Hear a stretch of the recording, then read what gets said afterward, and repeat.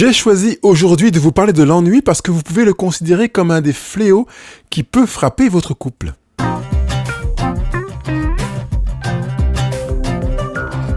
Bonjour et bienvenue sur le podcast Couple Heureux. Je m'appelle Pascal Kionkion et je vais partager avec vous toutes les clés pour être heureux à deux. Bonjour, ravi de vous retrouver pour cette émission. J'espère que vous êtes vraiment en forme, prêt à démarrer sur ce sujet de l'ennui. D'abord, c'est pas rare que des couples disent qu'ils s'ennuient, ou que des conjoints disent qu'ils s'ennuient dans leur couple. Parfois, j'en ai les deux qui disent oui, ça fait un moment que dans notre couple on s'ennuie. Et c'est généralement formulé sous forme de fléau, comme je l'ai dit dans l'introduction de cette émission, parce que on ne s'est pas mis en couple en se disant qu'un jour on s'ennuiera et que ce sera pénible. Plus encore, pour certains couples, ils se sont dit, on va se mettre en couple avec la promesse, peut-être l'engagement que nous serons un couple différent, pas comme ces couples qui se trouvent au restaurant et qui n'ont plus rien à se dire, pas comme ces couples qui ne font rien ensemble, pas comme ces couples qui passent leur temps à se faire des reproches ou des remarques et de ne plus avoir vraiment de plaisir à être ensemble, pas comme ces couples qui ne couchent plus ensemble parce que ça ronronne tellement qu'ils en ont ras-le-bol. On va être un couple différent et on s'invente un mythe du couple différent. Et c'est heureux parce que ça veut dire qu'on a parfois pris la mesure de certaines réalités du couple, deux couples qui nous entourent et qu'on trouve pas folichonne. Par contre, c'est quand même parfois en même temps une manière de se faire miroiter des choses, de se semer des mirages sur notre chemin, au point de se retrouver face à une réalité qui ne ressemble pas à celle que nous avions projetée. La plupart des couples que nous connaissons, que vous connaissez, vous ne les connaissez pas. Et je crois que c'est déjà important de se rappeler ça parce que on a l'impression de connaître des couples, mais bien souvent, c'est pas le cas. On a de ces couples-là que le rapport, des témoignages, des retours d'expérience.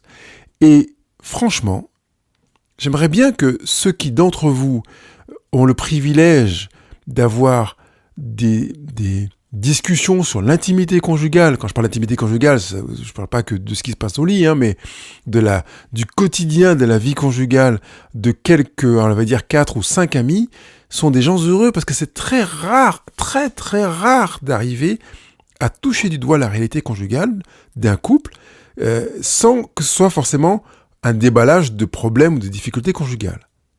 Un couple qui nous dise, écoute, nous on vit ça comme ça, là on voit des avantages, on voit des inconvénients, qu'est-ce que tu en penses, etc.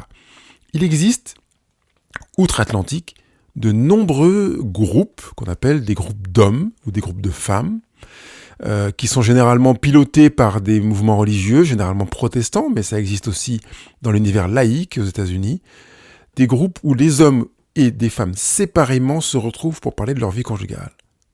Il y a même un grand mouvement qui s'appelle le Brothers Keepers, avec les gardiens des frères, qui est un mouvement protestant chrétien aux États-Unis, dans lequel on soutient, on encourage les hommes à avoir leur rôle de père, à être impliqués dans leur vie conjugale, à être tendres, à l'écoute, etc. Et donc il y a des enseignements qui sont issus de la Bible et qui sont transmis pour que ces hommes deviennent les hommes de la société, parce qu'on s'est rendu compte qu'il y avait une perte du sens de responsabilité de la parentalité masculine. Les mères sont davantage impliquées outre-Atlantique que les pères. Je dis ça en n'étant pas conscient des chiffres en France, mais il semblerait que ce soit aussi le cas en France, même si des pères s'impliquent de plus en plus, il y a quand même une plus grande implication maternelle que paternelle. Donc, cette fenêtre qui pourrait s'ouvrir sur la vie, de l'intimité d'autres personnes est très très exceptionnelle. Il est très rare qu'on sache comment ça se passe, quel est le quotidien du couple ami qu'on voit une fois par semaine ou une fois par mois, comment il s'occupe, à quel moment il s'ennuie, à quel moment il se régale, qu'est-ce qui fait qu'il s'ennuie, qu'est-ce qui fait qu'il se régale, qu'ils ont des moments d'excitation, des moments de pause, des distanciations, des moments de retrouvailles, des moments de plaisir, des moments de conflit, des moments d'insatisfaction, de frustration, des moments de pleine satisfaction, comment ils managent leurs désirs, comment ils les conduisent, comment ils les expriment, les formulent, comment ils les retiennent, les répriment, comment ils vivent leur culpabilité, leur sens de la responsabilité, qu'elle soit vis-à-vis d'eux-mêmes ou vis-à-vis de leur conjoint, comment ils la vivent vis-à-vis des enfants, comment ils gèrent le partage des tâches, quelles bases ont-ils mis en place pour partager leurs tâches, jusqu'où ce partage des tâches leur paraît équitable, inéquitable, quelle est la part de la gestion du partage des tâches qui est une part de partage des tâches héritée de leurs parents, de leurs grands-parents, de leurs amis, de leurs voisins, etc., etc. C'est très rare qu'on puisse discuter de choses comme celle-là avec des couples amis. Et je dis c'est très rare, ça m'est arrivé, mais ça m'est arrivé pendant quelques années, mais depuis de nombreuses années, je me souviens pas avoir eu de couple avec lequel j'ai pu discuter de choses aussi intimes, en toute simplicité, sans jugement, juste pour savoir, pour en discuter ensemble. Et si l'idée vous prend, et même le désir, de créer ces groupes d'hommes et groupes de femmes, ou bien groupes de couples, eh bien je pense que ça peut être enrichissant. Parce que vous imaginez qu'en gros, vous puissiez vous retrouver à 2, 3 ou 4 couples, et à exprimer une situation que vous vivez, et voir comment les autres perçoivent votre manière de vous positionner, votre manière de penser, ce que vous avez exprimé comme étant frustrant, ou vos aspirations. Et l'idée n'est pas que la majorité l'emporte avec une sorte de vote en disant il serait bien que tu fasses ça et que tu fasses pas ça, etc. L'idée est de s'enrichir du regard des autres pour créer soi-même sa propre décision. L'idée n'est pas d'aller faire son shopping dans la vie des couples qui ont été présents éventuellement à cette réunion-là pour l'appliquer chez soi, mais de s'enrichir par une intelligence collective parce qu'on a eu des questions qui nous ont été posées et qui font qu'on a pu réfléchir et cheminer en soi-même. Parce qu'on a entendu quelques réponses qui ont été données et qui vont parfois résonner ou parfois ne pas du tout résonner avec nous. Pourquoi elles résonnent, pourquoi elles ne résonnent pas du tout, pourquoi elles me cabrent, pourquoi je l'ai envie de l'épouser complètement cette proposition. Voilà. C'est vraiment une réflexion qui permet de progresser, de faire avancer des couples et des individus que de pouvoir échanger sur ce genre de sujet. D'ailleurs, dans notre société, on n'est pas habitué à être confronté à des approches divergentes, des avis opposés, parce qu'on a souvent tendance à préférer le dominant-dominé, celui qui a raison, celui qui a tort, dans une approche binaire, au lieu d'utiliser l'avis différent comme une opportunité, et parfois même quand on donne son propre avis, on a plutôt envie de le donner comme une injonction, plutôt que de le donner comme un avis, comme un éclairage. Voilà ce que je pense, et il me semble que ceci et cela. Il m'arrive d'entendre des couples, et ça arrive dans mon couple également, que quand l'un pose une question à l'autre en disant « Qu'est-ce que tu penses de ça ?» moi, à ta place, je ferais ça, et ce serait mieux de... Mais non, je t'ai pas demandé ce que tu voudrais que je fasse, moi. Je t'ai demandé comment tu vois les choses, ce que tu en penses. Par conséquent, la réponse serait plus légitime si elle allait dans la direction de je pense que ceci, que cela, que ça a tel avantage, tel inconvénient, etc., etc. Sous-entendant, je te laisse libre, à partir du paquet que je viens de te livrer, de faire tes choix. Vous voyez, cette capacité à prendre du recul, à observer et à accueillir la différence, l'enrichissement par l'expression d'un autre, la divergence, la différence, la convergence, parce que même la convergence peut être une occasion d'enrichissement sans le prendre comme tel. Généralement d'ailleurs, il est question d'ennui quand le déroulé de la vie n'est plus automatique, ne roule plus de manière naturelle comme avant, avec une sorte de cadence dans laquelle se suivent des moments géniaux, des moments superbes, des moments d'excitation, des moments de plaisir, des moments de satisfaction, mais qu'il y a une distance importante et qui va s'installer de manière plus ou moins fréquente, récurrente, avec des temps dans lesquels on ne fait rien ensemble. On ne vit rien d'excitant ensemble. On ne se découvre plus. Vous comprenez que s'il y avait ne serait-ce que de la découverte encore, l'ennui n'aurait plus sa place. Pourquoi dans votre couple n'y aurait-il plus de découverte ? Vous vous connaissez complètement, vous-même déjà en tant que personne ? Vous connaissez vraiment bien votre conjoint ? Il ne bouge plus ? Vous avez épousé un fossile ? Ou vous vivez en union maritale avec un fossile ? Non. D'ailleurs, au passage, même un fossile continue à évoluer dans le temps. C'est la raison pour laquelle, quand vous allez dans les musées, on vous demande, pour certains, de ne pas les exposer à la lumière, de ne pas les toucher, parce qu'ils évoluent. Il y a quelque temps, j'ai enregistré une émission, l'importance de la première année. Voilà, c'était le titre de l'émission. Allez écouter cette émission parce qu'elle vous donne déjà des clés qui peuvent expliquer les raisons pour lesquelles vous pouvez percevoir de l'ennui dans votre couple. Quand vous comprenez l'importance de la première année, vous accueillez ce sentiment « je m'ennuie dans mon couple » avec une autre dimension. Mais déjà, ça va vous éclairer cette première année parce que vous avez des éléments dans cette première année qui seront prépondérants sur la suite de l'histoire du couple.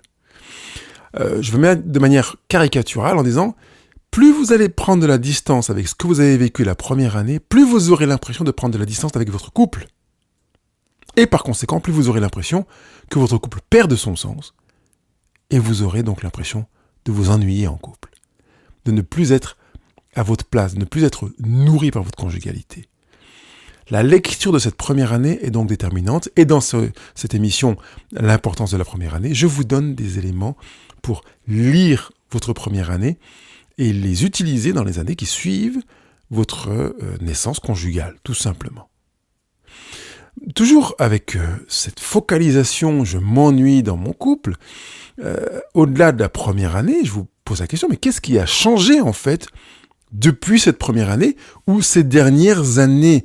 Revenez au moment où vous pouvez vous dire, non, je ne m'ennuyais pas dans mon couple, j'avais de la satisfaction. Là, le dernier moment où vous avez pensé ça et aujourd'hui, qu'est-ce qui a changé? Peut-être même aussi, qui a changé? J'espère, parce que ça va de soi en fait, j'espère, en même temps je connais la réponse, que vous avez tous les deux changé. Parce que vous ne pouvez pas ne pas avoir changé. Si vous n'avez pas changé, ça veut dire qu'il y a un problème. Il y en a un des deux qui est décédé, ou qui est en nécrose, en voie de décès. Vous avez changé. Par conséquent, le naturel qui pourrait poindre en disant « oui, mais en fait, mon conjoint a changé, c'est pour ça que maintenant je m'ennuie dans mon couple », est faux. Votre conjoint a changé, oui, mais vous avez aussi changé. Là, on est sur un tableau qui englobe la réalité complète. Et vous pourriez vous dire, moi j'ai changé, c'est la raison pour laquelle je m'ennuie dans mon couple. Ben, c'est faux également, vous avez changé et votre conjoint a également changé. La réalité naturelle fait que quand l'un change, l'autre change forcément.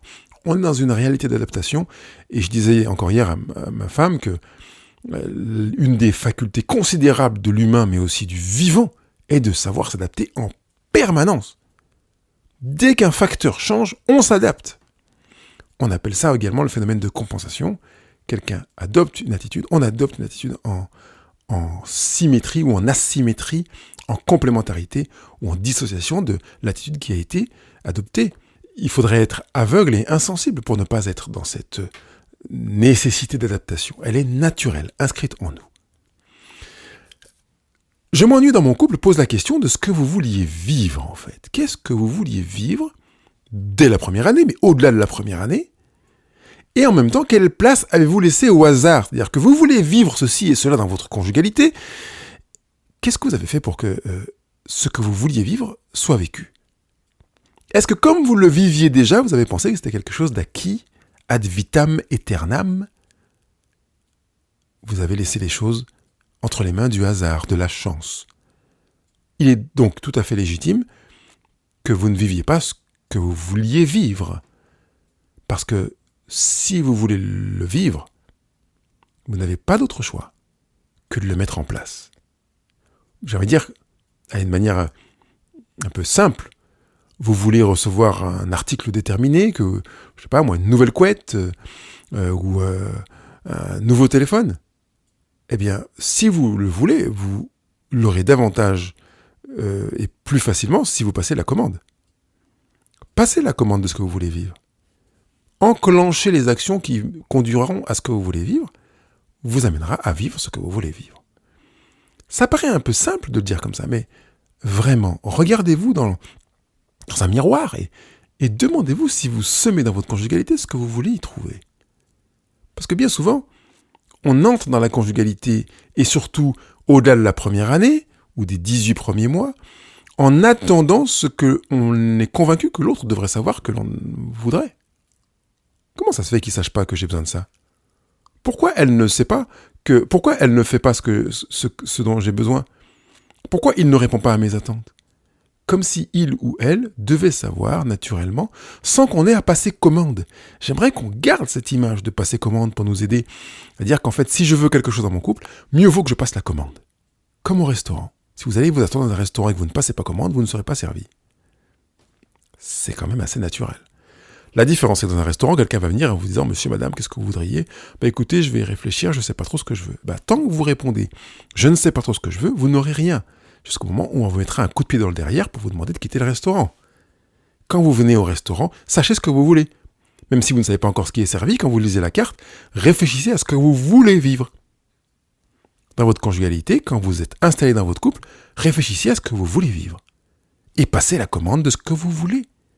C'est un des meilleurs moyens de limiter l'ennui. Même si il y a, et j'y viendrai tout à l'heure, des avantages en l'ennui. L'action est le seul et unique moyen qui permet d'amener un changement consécutivement à un constat. Vous avez vu qu'une situation est dans un état déterminé, vous voulez vivre autre chose, vous n'avez pas d'autre choix que de passer par l'action. Bien sûr, quand je dis action, ça veut dire réflexion, décision.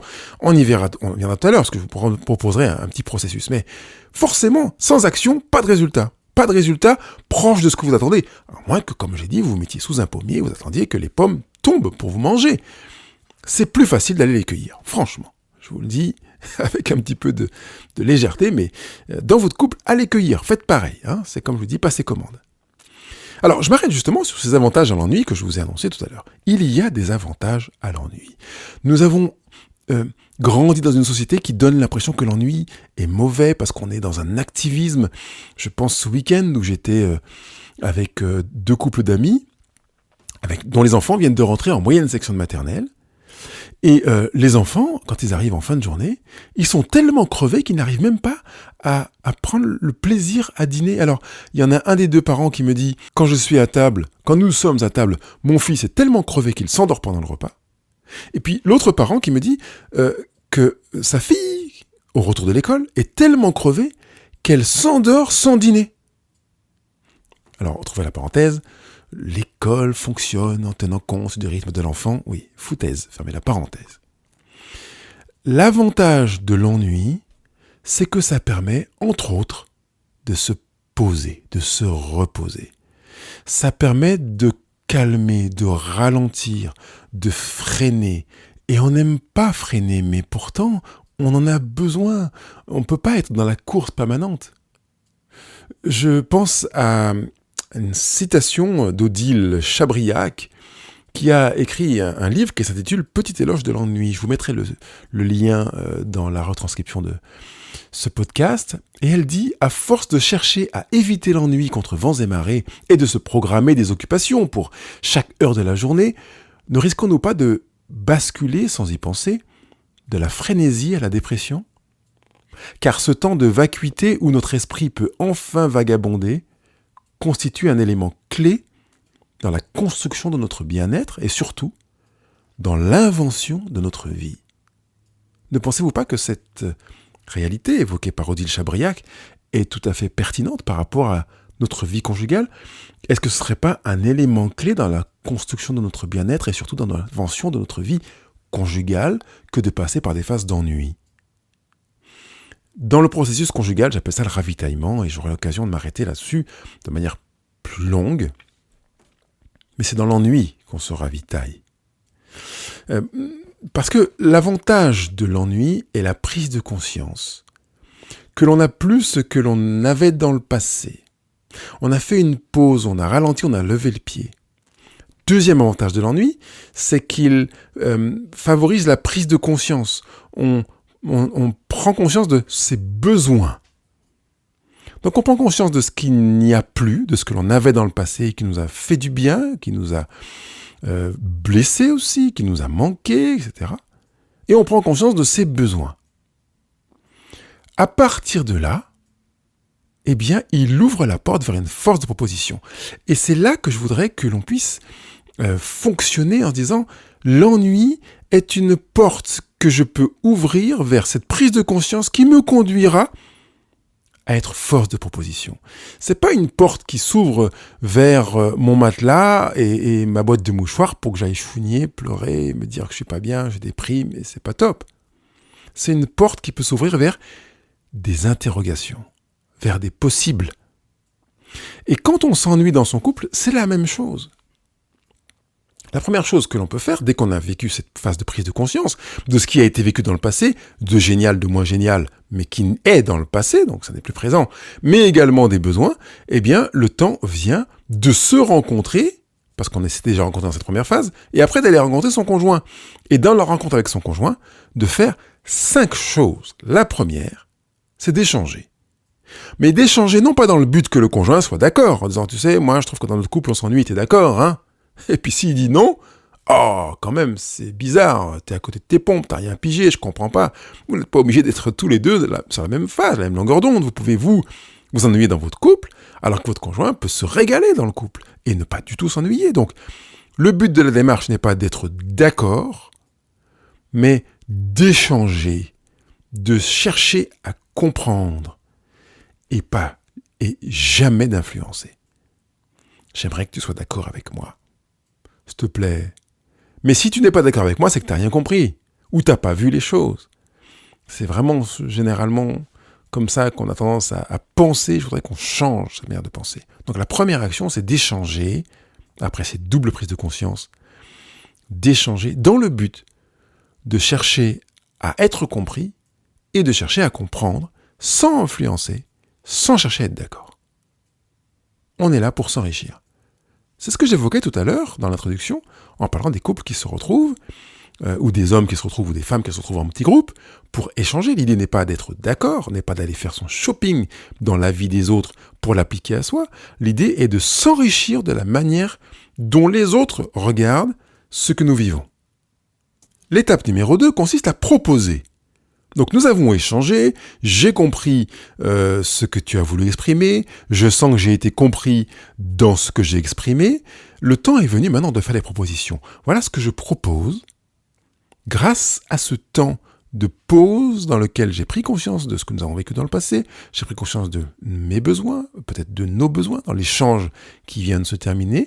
Donc voilà des propositions. Je propose ceci, je propose cela, je propose cela. Alors la tendance pourrait être aussi de se dire, comme je propose cela, faisons ce que j'ai proposé. Soumettez-vous, mesdames et messieurs, mon cher conjoint, soumets-toi à mes propositions.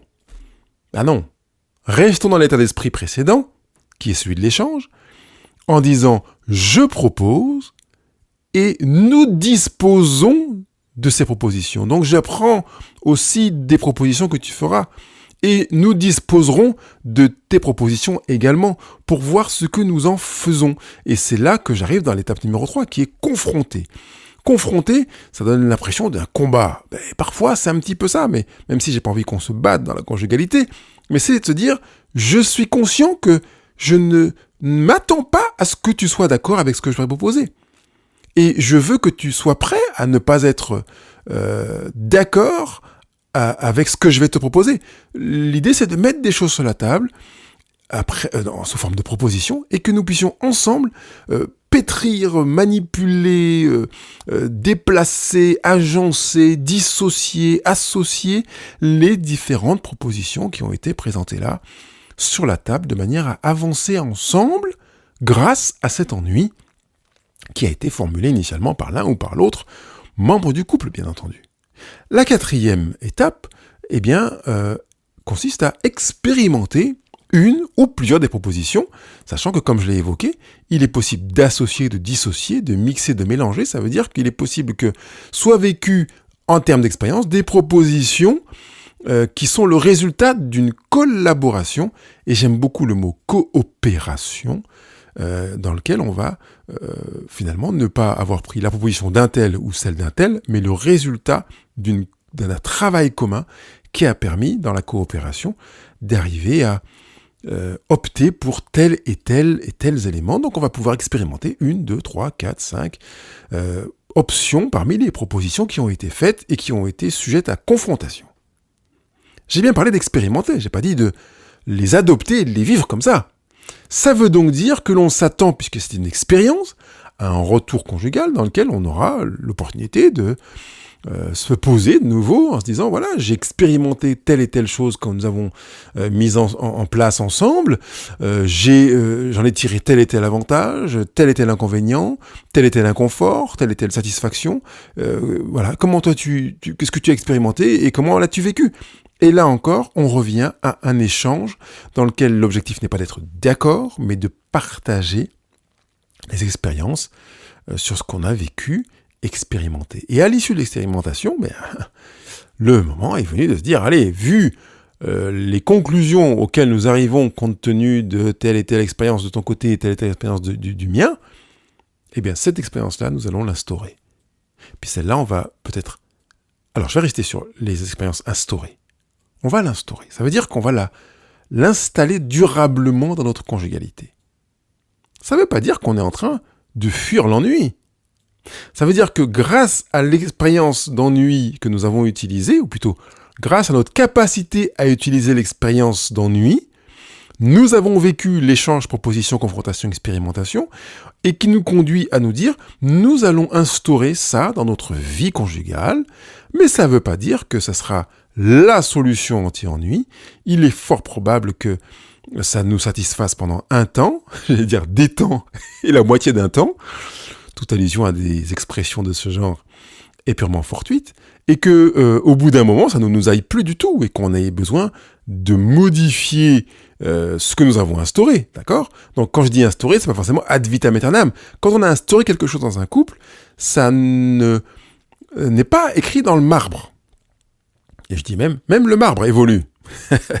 Donc, ça n'est pas écrit dans le marbre, c'est posé là en se disant ça nous va, ça nous convient, mais on reste en permanence ouvert à l'idée d'apporter des modifications, des amendements, des changements pour vivre la chose autrement. Donc, revivre l'expérience avant une nouvelle instauration, revivre l'expérience avant une nouvelle instauration, et finalement, on va être dans un cercle vertueux dans lequel on va être force de proposition pour revivre l'échange, la proposition, la confrontation, l'expérimentation, et l'instauration, et retrouver l'échange, la proposition, la confrontation, l'expérimentation et l'instauration en permanence dans la vie conjugale. Et puis pour les expériences qu'on a décidé de mettre de côté, c'est pas parce qu'elles ont été mises de côté qu'elles sont mauvaises. Par conséquent, si je les vois vivre dans un autre couple, je pourrais pas dire non, celle-là, elle est minable, je sais pas pourquoi ce couple la vit. Non, elle ne nous est pas adaptée, mais ça veut dire que parce qu'elle n'est pas adaptée à notre conjugalité, elle n'est pas bonne. Deuxièmement, ça ne veut pas non plus dire que parce qu'elle n'est pas adaptée à notre conjugalité aujourd'hui, ici et maintenant, elle ne le sera pas demain ou après-demain. Donc je peux aussi considérer que ce que nous avons expérimenté et mis de côté l'a été ici et maintenant. Mais ça peut être fort opportun d'y revenir dans 3 mois, 3 ans ou 30 ans. Parce que notre vie change, nous changeons, mon conjoint change, je change. Chaque phase d'ennui ouvre donc sur des possibles avec la prise de conscience de ce qui a été vécu, de mes besoins. Par conséquent, ouvre à ces 5 étapes que je vous ai mentionnées, qui sont des phases de la créativité. L'ennui ouvre vers la créativité. L'ennui, en fait, favorise le détachement de ce qu'on est en train de vivre, de ce qu'on a vécu qui était génial ou moins génial, et l'isolement. C'est ça qui est désagréable, en fait. On n'aime pas ça. Être détaché et isolé. Ça veut dire qu'on prend de la distance avec un milieu social, avec un groupe, avec un conjoint. On se retrouve seul. On n'aime pas, en général. Je ne demande pas d'aimer l'ennui, mais je vous invite à accueillir l'ennui avec les avantages que vous pouvez en tirer. Odile Chabriac dit même d'inviter l'ennui. Donc elle va plus loin, elle suscite, elle suggère d'inventer l'ennui. Ce qui me rappelle un peu ce que j'appelle le bilan conjugal, mais je ne veux pas le développer maintenant. Donc vraiment, qu'on puisse prendre conscience que oui, c'est désagréable, parce que c'est synonyme de détachement et d'isolement, et en même temps, on peut l'utiliser pour faire grandir son couple, pour se retrouver, pour être soi, en se connectant à soi, pour vivre l'acceptation que tout ne peut pas correspondre à ce que l'on voudrait, et que notre vie n'est pas une suite d'excitation, mais elle est dans une réalité ancrée, quotidienne, pragmatique. Si vous vous ennuyez en couple, ne laissez pas traîner. Prenez les éléments que je vous ai présentés ici dans cette émission, utilisez-les et créez votre bonheur. N'attendez pas que le bonheur vous tombe dessus. Il n'a rien à voir avec le hasard, ni avec la chance. Créez votre bonheur parce que vous le prenez en main. Allez, je vous laisse travailler ensemble et créer votre bonheur. Je vous dis à bientôt. Bye bye. Vous avez trouvé que cette émission vous a apporté des éléments concrets, pratiques et aidants. Alors partagez-le avec votre conjoint, partagez-le avec d'autres couples que vous pensez dans le besoin par rapport à ce sujet du jour sur l'ennui. Et je compte sur vous pour mettre vos 5 étoiles et vos commentaires sur les réseaux sociaux, Google Podcast, Apple Podcast ou toute application podcast que vous utilisez en mettant vos commentaires.